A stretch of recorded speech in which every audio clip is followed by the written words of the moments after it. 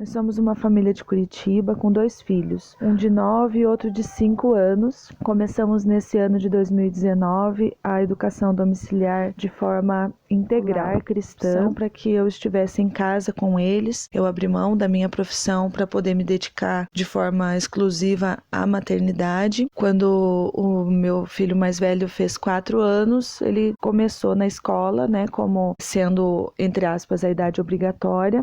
Começou já nessa escola, então ele ao longo dos anos esteve sempre estudando nessa mesma escola que nós considerávamos ser a melhor opção, por ser uma escola que utilizava um material didático bastante renomado aqui na cidade e por nós conhecermos, né, a direção, enfim, nós optamos por essa escola, mas desde o primeiro ano nós enfrentamos uma série de dificuldades com o nosso filho, que eu entendo que eu pude estar mais presente e estar mais consciente dessas dificuldades justamente por eu estar em casa. Situações que provavelmente passariam batido se eu não estivesse tão próxima. Por exemplo, uma situação que meu filho começou a não querer mais se alimentar porque os colegas da classe convenceram de que ele era gordo porque ele tinha barriga muito grande e ele acabou absorvendo isso, e eu observando o comportamento dele percebi essa mudança e pude investigar. O meu filho tem um problema de saúde, que na verdade não é um problema de saúde, é um problema fisiológico, se chama hepatomegalia. Ele tem um fígado aumentado, então a barriguinha dele é um pouquinho maior, mas ele estava entrando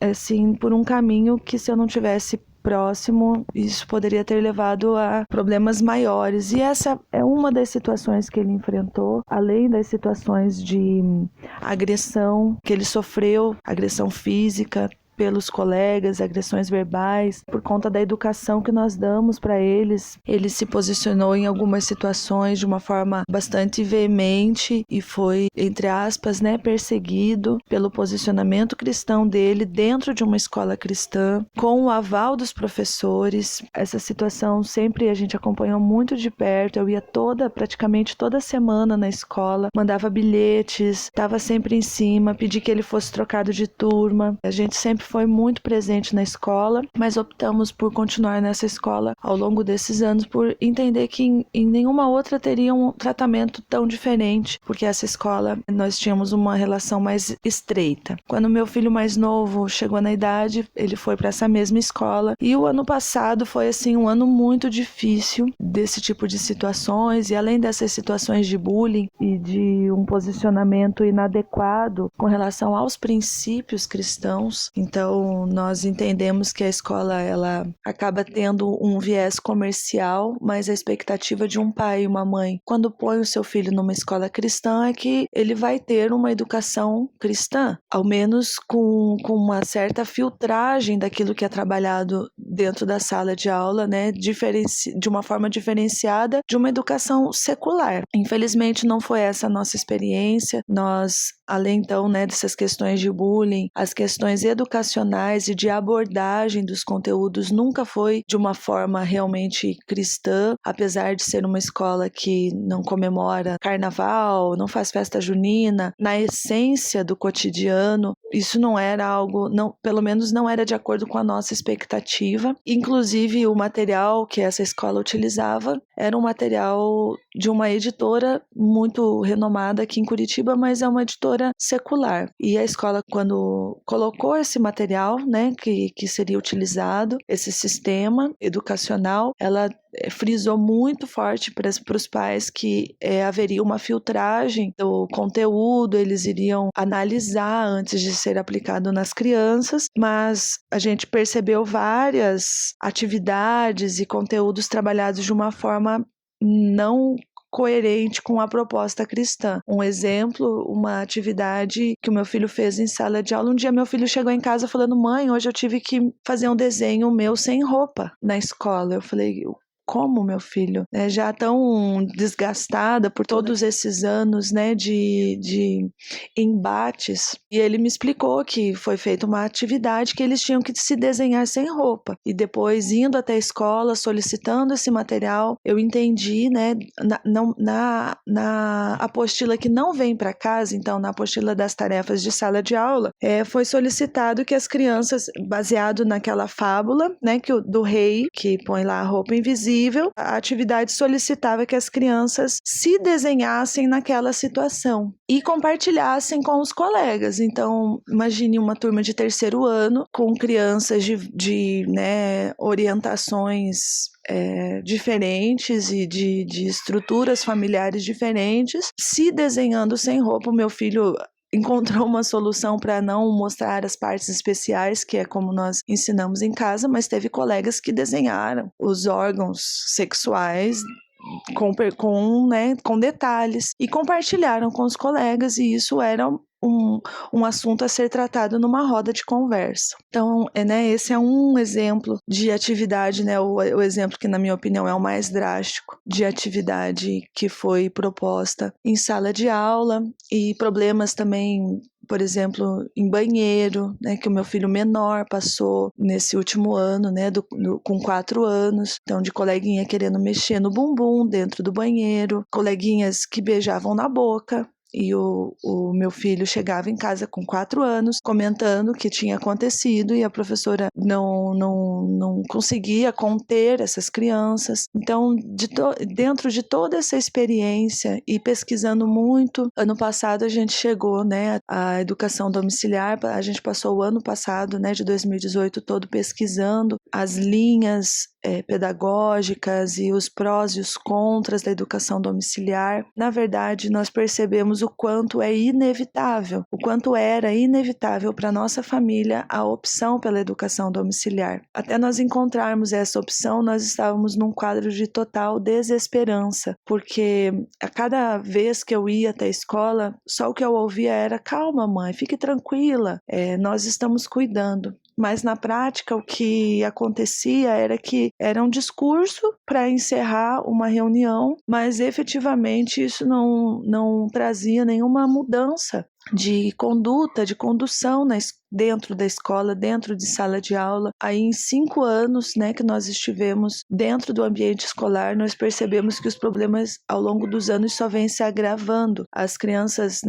por ter acesso a muita informação, a muitas coisas pela internet, a desestrutura familiar que a nossa sociedade está enfrentando, se reflete totalmente, ao longo dos anos a gente pode ver essa derrocada mesmo do ambiente escolar, que já não era bom lá no primeiro ano que nós tivemos contato, mas que vem se agravando. Então, com toda a pesquisa, com muito temor no nosso coração, muita oração, muita dependência de Deus, nós fizemos a opção pela educação domiciliar nesse ano de 2019, sabendo dos riscos, pela instabilidade jurídica que nós temos, infelizmente, no Brasil. Mas depois que nós começamos esse ano de 2019, eu percebi o quanto era urgente realmente essa atitude nossa, que apesar de parecer drástica, e muitas pessoas nos falam, que é algo radical, mas depois que nós estávamos em casa, os meus filhos puderam compartilhar mais daquilo que eles estavam passando, de conceitos que estavam sendo colocados no coração deles de forma deturpada. Então, um exemplo,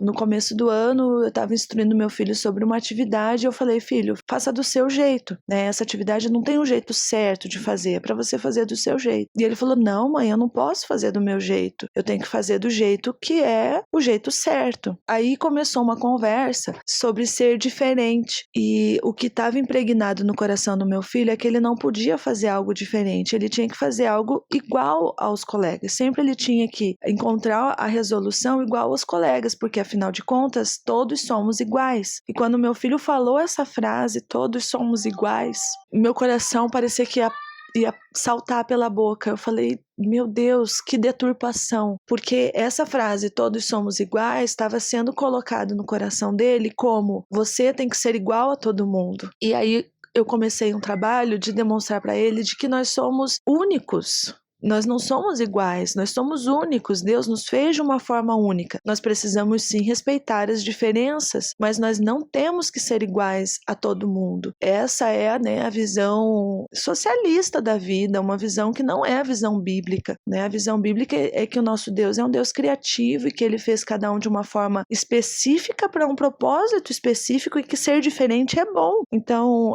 esse é um dos exemplos de como, ao longo desse primeiro semestre semestre, eu pude perceber alguns conceitos que estavam sendo colocados de forma deturpada, além das questões educacionais que o meu filho mais velho, né, está agora, né, esse ano de 2019, ele está no 4º ano, ele era um dos melhores alunos da sala, tinha uma das melhores notas, ele fazia a leitura de uma forma excelente, com fluidez, dando atenção aos acentos, mas eu percebi que ele não entendia o que ele lia, desde interpretação de texto até interpretações de frases simples como enunciados, por exemplo. Ele tinha uma dificuldade muito grande de interpretação de texto. Percebendo essa dificuldade, eu pude intervir nesse problema que é o mal, né, do nosso país, que é o analfabetismo funcional, de uma criança que estudava em escola particular, com excelentes notas, com uma excelente leitura, mas com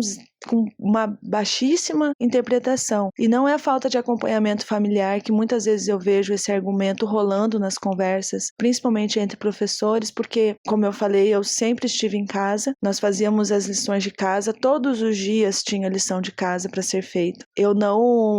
Ainda assim, eu não tinha percebido, não consegui, com essa proximidade, eu não consegui perceber essa dificuldade que o meu filho estava tendo e que provavelmente ele ia chegar até o ensino médio com o mesmo problema e enfrentar os problemas que os nossos jovens enfrentam hoje em dia. E isso falando de português, matemática da mesma forma, a dificuldade, ele tinha excelentes notas, mas ele tem os conceitos muito fracos, a forma como fez a aquisição desses conceitos é muito fraca. Então, com esse primeiro semestre, a gente já conseguiu recuperar muita coisa, graças a Deus, e graças à pesquisa e aos materiais que a gente tem acesso, aos estudos que nós temos feito e encontrado caminhos. As falhas também, no caso do meu mais velho, também é pela forma como foi alfabetizado, não foi pelo método fônico, então ele apresentava outras dificuldades pela falha na alfabetização. O meu filho mais novo, que estaria então esse ano no infantil 5, né? Ele fez 5 anos. Nós começamos o processo de alfabetização e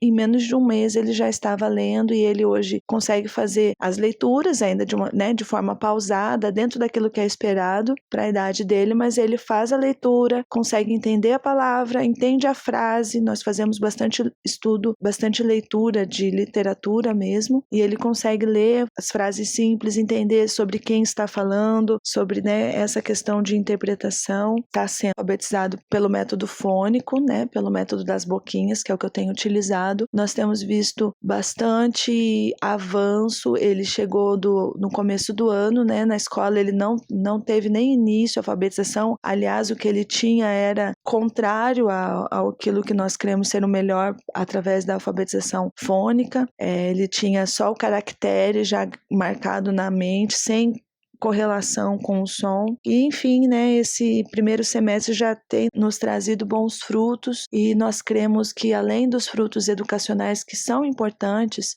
o primordial, prioritário é o desenvolvimento emocional, é o desenvolvimento de um caráter cristão, de acordo com os princípios bíblicos e de acordo com a identidade familiar. Os pais são responsáveis pelos filhos, os nossos filhos não pertencem ao Estado. Então, a educação domiciliar nos proporciona esse tempo e essa primazia na formação dos nossos filhos. Os nossos filhos formados de acordo com aquilo que nós cremos, de acordo com aquilo que nós entendemos ser o melhor para o futuro deles, para a formação deles, porque quem vai acompanhar os nossos filhos até o final dos nossos dias somos nós. Então, a responsabilidade sobre o adulto que eles vão ser é nossa. De todos esses anos, desde que a educação formal entrou na nossa família, esse semestre que nós temos de educação domiciliar tem nos trazido muitas alegrias e tem trazido para os nossos filhos também amor pelo conhecimento que eles nunca tiveram. De todas as formas, nós louvamos a Deus por ter encontrado esse caminho